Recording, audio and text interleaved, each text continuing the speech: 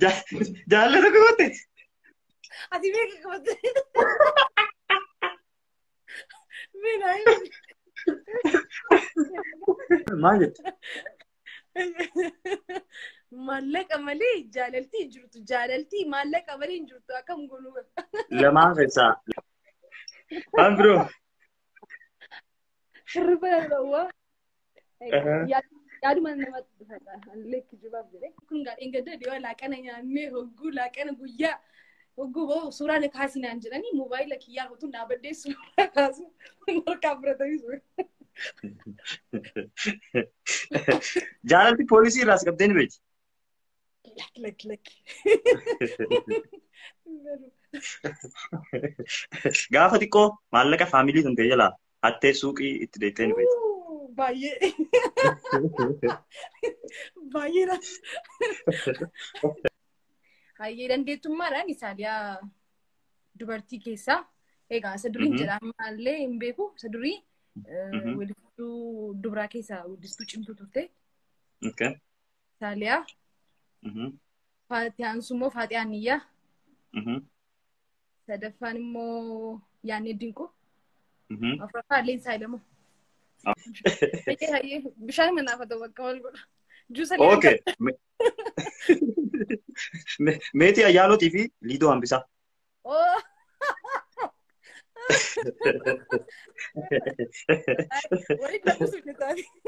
No.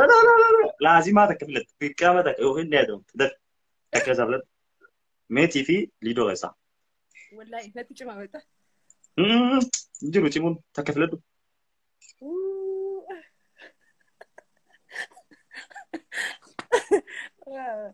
Nadii si gaamaala. Never.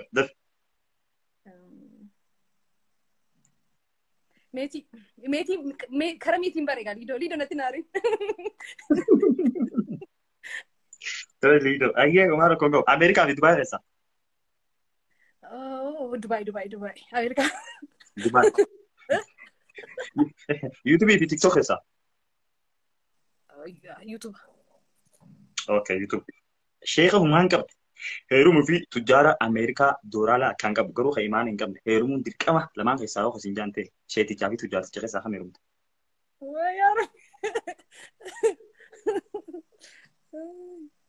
Osoo hin sobiin.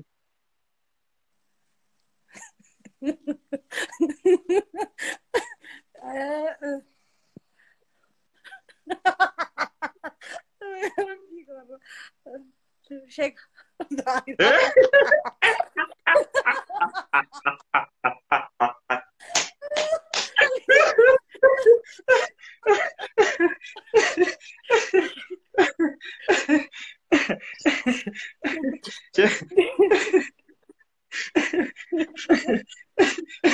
Sheikh Abilate. Goes. Okay. Gaabii lama keessaa takka filadhu akkamitti dhuftee jirti ayyaanii fi biiftuu keessaa takka filadhu. Ayyaanii fi biiftuu keessaa.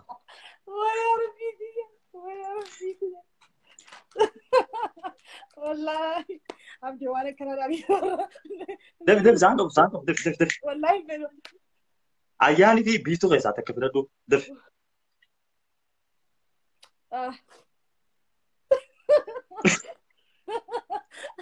Ayaan ishraqa. Ayaan. Ayaan filate. Gaarii godhaan jirtu wallahi. Good. Okay. Gaafin itti aantu galatoomi maaliif bakka kanatti walii hubachuu barbaachisaadha. Anis gaafii tanaan dura gaafatame. So namni na bira jiru san hin filanne narraa fagootiin filadhe jechuudha. Kanaafuu warri bira jirtan. Okay. Gaafii tana sadarkaan keessaa akka sabboonummaa walirra qabaniin jechuudha. Artistoota kana akka isaan sabboonummaa walirra qabaniin sadarkaan keessaa Michuu Seenaa, artist Michuu Seenaa, artist Caalaa Bultumee, artist Jaafar Yusuf akka sabboonummaa isaaniitiin takka haga sadii kaa'eef.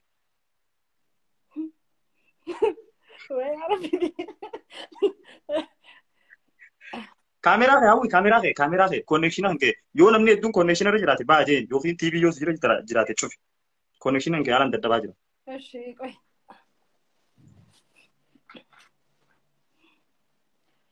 Hayyee nama sadii mini? Nama sit kaameraan keessirri jiru sa'aatiin qabu. Goyaa rabbi. Mee amma waan jettu mee.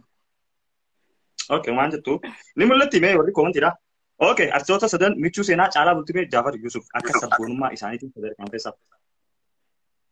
Caalaa Bultumee michuu seenaa. Jaafar Yusuf. Egaa garuu warri kaan immoo sababii taateef naan hin jedhina. Jaafarii michuu seenaa Caalaa Bultumee egaa baay'een gadda. I'm sorry.